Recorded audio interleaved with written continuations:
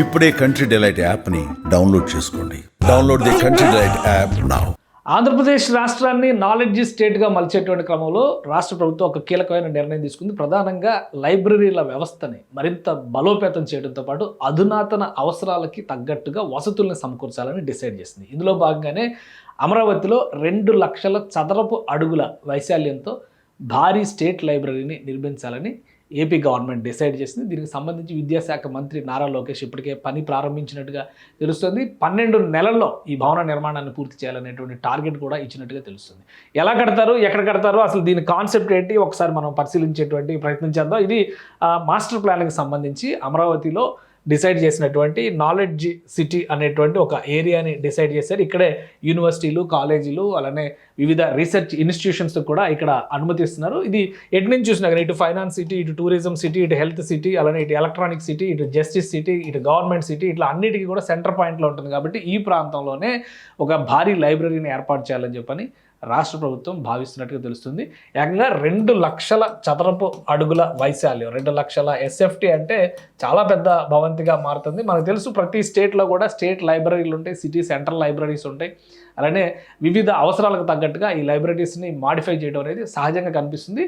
ప్రస్తుతం స్టేట్ కాదు, నేషనల్ లెవెల్లో ఉన్నటువంటి నేషనల్ లైబ్రరీ అంచనాలకు తగ్గట్టుగా, అంటే మనకి ఆల్రెడీ నేషనల్ లైబ్రరీ ఆఫ్ ఇండియాని కలకత్తాలో ఎప్పుడో స్వాతంత్రానికి ముందర పెట్టినటువంటిది, అప్పటి నుంచి కూడా అలా అక్కడే కొనసాగుతుంది. ఒక భారీ భవన సముదాయం భారతదేశ చరిత్రకు సంబంధించి, సంస్కృతికి సంబంధించి, నాగరికతకు సంబంధించి, మన గొప్పతనాన్ని వివరించేటువంటి అనేక గ్రంథాలకి ఇది నిలయంగా ఉన్నటువంటి కేంద్రం ఇది. సో ఇదే నమూనాలో ఆంధ్రప్రదేశ్లో స్టేట్ లైబ్రరీని డెవలప్ చేయాలని చెప్పని రాష్ట్ర ప్రభుత్వం భావిస్తుంది. ఒక స్టేట్ లైబ్రరీ అంటే ఒక నేషనల్ లైబ్రరీ అంటే ఈ టైప్లో ఇప్పుడు ఉన్నటువంటి ఇది, కానీ రాబోయేటువంటి రోజుల్లో ఏంటంటే ఎలక్ట్రానిక్ డిజిటల్ బుక్స్ కూడా చాలా అవసరం అవుతాయి. దానికి తగ్గట్టుగా ఒక స్టేట్ ఆఫ్ ఆర్ట్ స్ట్రక్చర్ని తీసుకురావాలని చెప్పని ఏపీ గవర్నమెంట్ భావిస్తుంది. అందులో భాగంగానే ఇప్పటికే క్లియరెన్స్ ఇచ్చినట్టుగా తెలుస్తుంది. 2 లక్షల ఎస్ఎఫ్టీతో ఈ భవన నిర్మాణం జరుగుతుంది. కేవలం 12 నెలల సమయాన్ని ఇచ్చినట్టుగా తెలుస్తుంది. 12 నెలల్లో ఇక్కడ కొత్త లైబ్రరీ నిర్మాణం జరగాలనేది కాన్సెప్ట్గా రాష్ట్ర ప్రభుత్వం పెట్టుకుంది. వీటితో పాటు సమాంతరంగా, ఎందుకంటే ఈ సంవత్సరం ప్రభుత్వ లైబ్రరీలని ఉపయోగించుకుని ప్రభుత్వ ఉద్యోగాలను దక్కించుకున్న వాళ్ళు 350 మంది ఉన్నారని చెప్పని ఒక అంచనా వేసింది రాష్ట్ర ప్రభుత్వం. ఒక డేటా ఉంది.